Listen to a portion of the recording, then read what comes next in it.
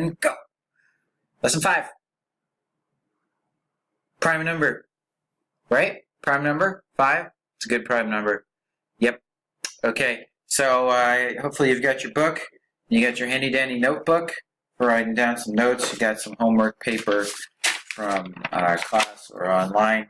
You could have your graphing calculator out today. I will show you a few things with the document camera today about that.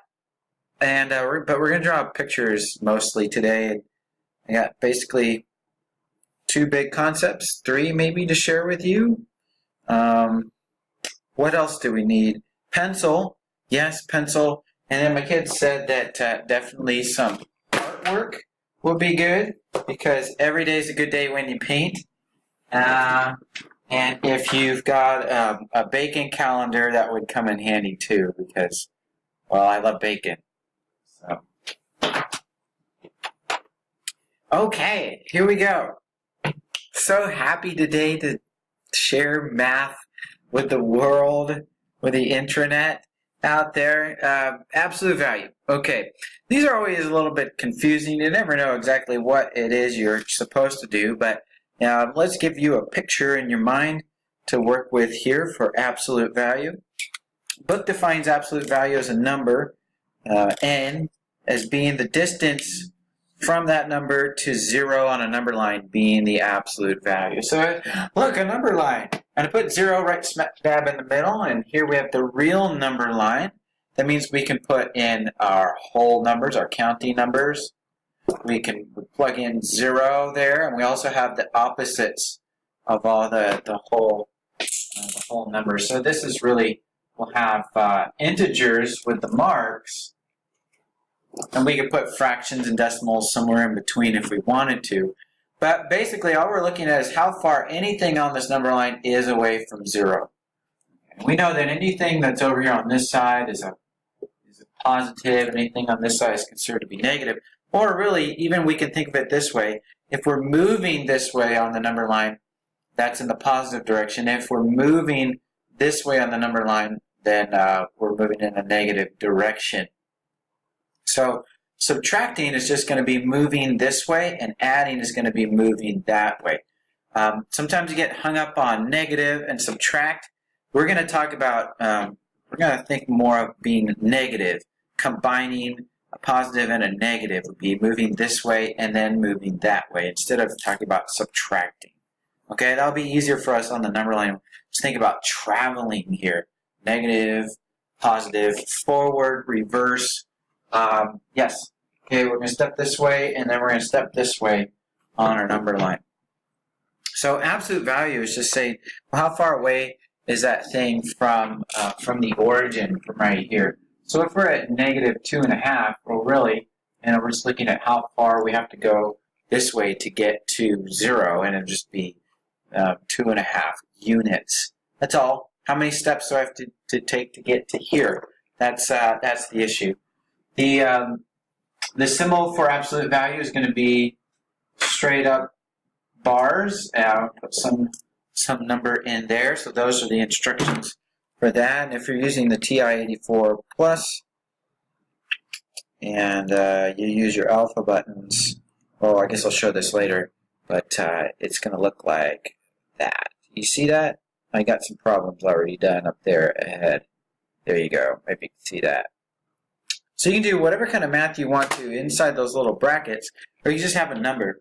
Like some of the easiest ones for starters would have something like this, or like that, or like that, where it's just a number on the number line, and then they say how far is that away from the origin, from 0. 0 is 0 away from 0. 2.1 is 2.1 away from 0. And negative 3 is 3 units away from 0. And even if we put it right there, it's still 1, 2, 3 units away from 0. So we once we've done the math inside of the little symbols, then all we got to worry about after that is distance. So we're never going to have, unless there's a negative outside, we're never going to have an answer after doing this operation here inside those brackets. We're never going to have an answer that's negative coming out of that. we might apply a negative on the outside or multiply it by a negative after we've done the math inside. But on the inside, we'll do our math. Even if the answer inside is negative, we're going to take the signs off. And it'll just be an absolute value. An absolute value means we're not caring about signs here at all. We're just saying how far. How far. We don't have to indicate forwards or backwards at all. So, let's do one with a little bit of math in here. We could have negative 3 plus 2 inside absolute value signs. And so we kind of ignore them for a moment and we do our math inside of here. This would be like in the PEMDAS, this would be like parentheses.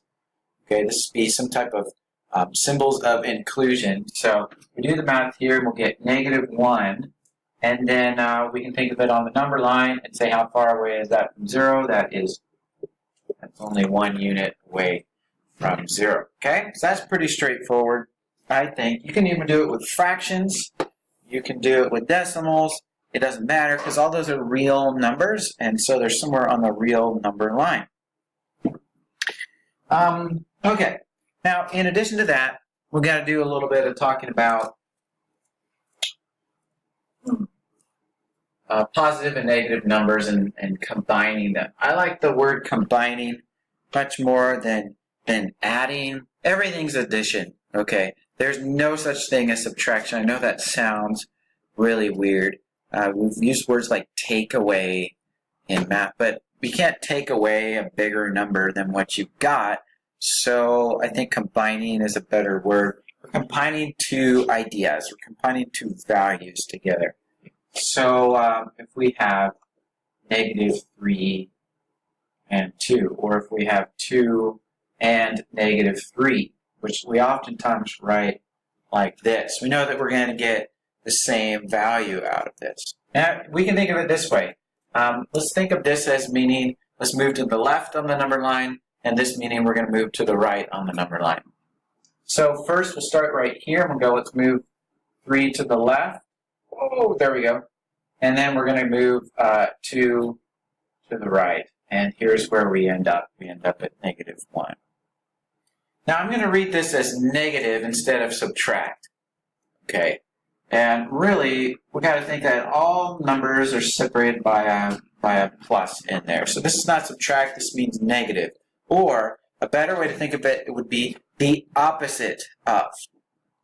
The opposite of. So if we start off this way, we say let's move 2 units. And then I'd say let's move the opposite of 3 units. 3 units would be this way. Let's move in the opposite direction. 1, 2, 3. We still end up back here at negative 1. Okay, so really, I don't want you to think of that as being negative and then thinking, what do I do with a negative number? No, we're just talking about which direction that we're going to move on the number line. And that instead of thinking of it as a negative, let's think of it, instead of thinking of it as subtraction, let's think of it as a negative sign. That way, we're just always doing the same thing. We're combining positive, positive, positive, negative, negative, positive, 2 negatives together.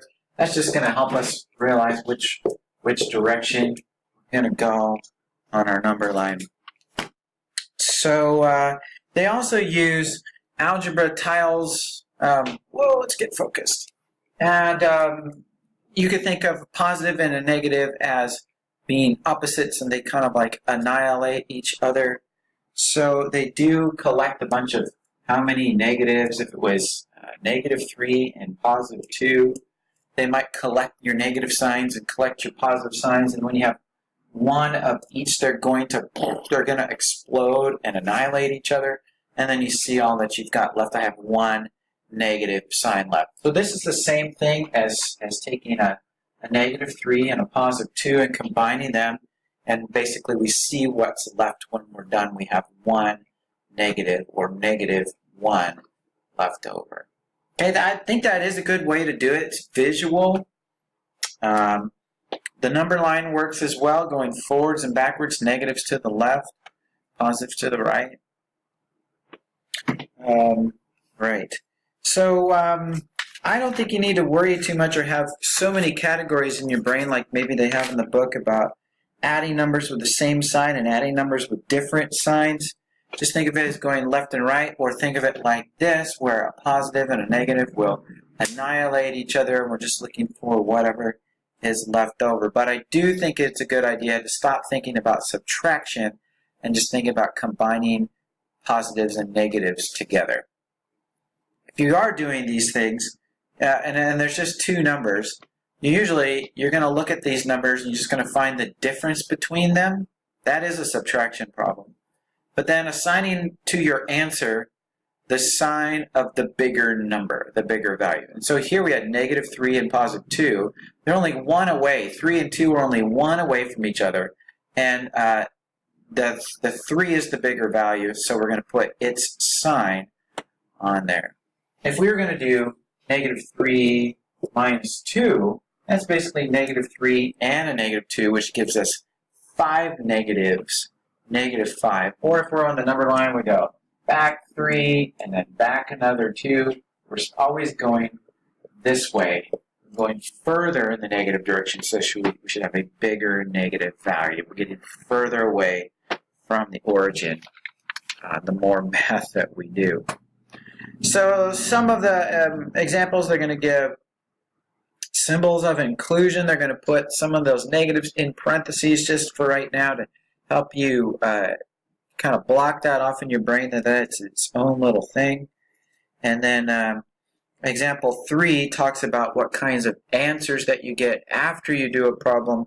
And we have a thing called being either open or closed under a particular operation. All that means is that if here we're dealing with real numbers and we do some addition, do we get a real number for an answer? And the answer there is yes. Yes, we do. But if we're only dealing with positives or with negatives, there is the possibility under some operations of getting something outside of our regular set. So let's just say that we have, hey, come on in, special guest time. Is it locked? Oh, maybe. Hey, everybody, Mrs. Richter is here. Wow. Special guest. Yep. See? Hello. Hi. All right. I'm going to move over to the other camera and finish this off and show you what you could do with your little graphing calculator just to double check on your answers. Okay, your calculator will do whatever you tell it to do. That's sometimes a problem, but here we go. We can check some of these answers by using this alpha key here and then the function keys above. So absolute value can be found by going alpha window, and there it is, it's number 1, and it brings up this little symbol here. So if I want to check lesson practice A, I'm also going to go down here and I'm going to press this button instead of this button. This is the negative, and that's the subtract, and the calculator thinks those are different things, just like me. So then you can type it in and hit enter, and it tells you exactly what it's supposed to tell you. You could even do something like letter D, negative, pull up your absolute value thing, do the math inside, and hit enter, and it knows what the answer is. Just gave you 2 answers there. Also, it can do fractions. If you'd like, you got parentheses right here. You can put open parentheses and then alpha y1. And that very first thing there means it's going to pull up a math print fraction. So you could put in here a -2/3. And again, remember, put a negative and not a subtraction sign. And then you can go plus and do it again. Pull up another fraction, -1/6. End parentheses, enter. It will read this just fine if you put -7/5 and you use the division sign. It might even give you that, or you can use your math buttons and turn it back into a fraction. Ain't that neat? So a couple things to look out for. Pull up that absolute value sign by going alpha window. And then the other thing is that use the negative button and not the subtract unless it's telling you to subtract, and then you put that subtraction sign in there. The calculator thinks it's different if you put -4 plus 2, oops, you put -4 and then use the subtraction sign for there. it's like, wait a second, you did something terribly wrong, so don't do that. You'll explode the universe. Have a nice day.